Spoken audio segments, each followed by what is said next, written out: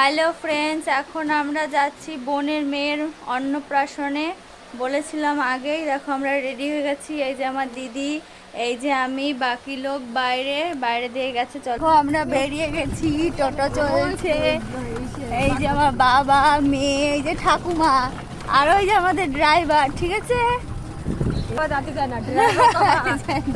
ওখানে গিয়ে কি কি করি তোমাদের সাথে শেয়ার করবো।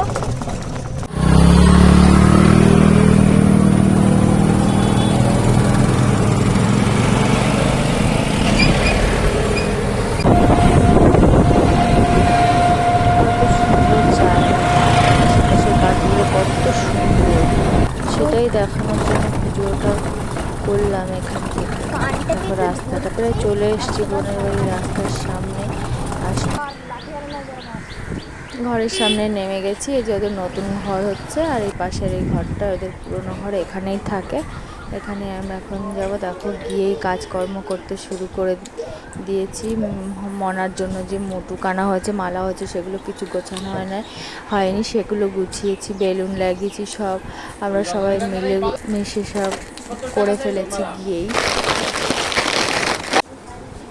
এটা আমার বোন, ও হাতে হাতে করছে, গুছিয়ে ফেলছে। অনেক বেলা হয়ে গেছে, না হলে দাদা চলে এসছে। আর দেখো কি আমরা গুছিয়েছি, কেমন হয়েছে জানাবে। আর বেলুনটা আমরাই সবাই মিলেমিশে লাগিয়ে ফেলেছি। আর দেখো ফুল লুকটা দেখো কেমন হয়েছে, অবশ্যই বলবে। কখনো সাজাইনি আগে পরে, এই প্রথম চেষ্টা করেছি। তারপরে মেয়ের খিদে পেয়ে গেছে, দাদাও চলে এসেছিলো তখন। বসে সবাই আশীর্বাদ করছে। তোমরাও সবাই আশীর্বাদ করো মনা যেন খুব ভালো থাকে, সুস্থ থাকে।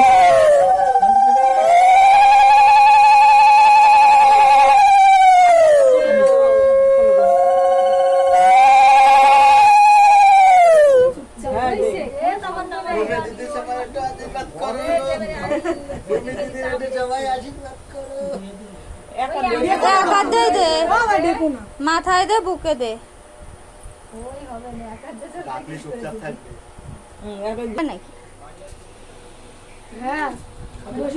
ফুলটা নিয়ে ফুল কটা চিনিয়ে নি, তারপরে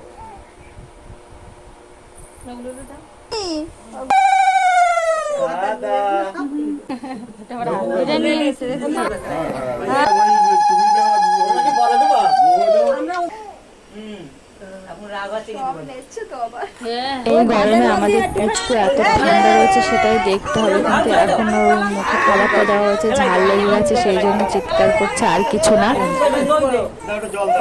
সেদিন গরমও ভীষণ পড়েছিল, তাই দুপাশ থেকে সবাই মিলে হাওয়া দিচ্ছে। আর এটা আমার ঠাকুমা আশীর্বাদ করছে। অনেকটা বেলা হয়ে গেছে, আমরাও খেয়ে দিয়ে বাড়ির দিকে বেরোবো।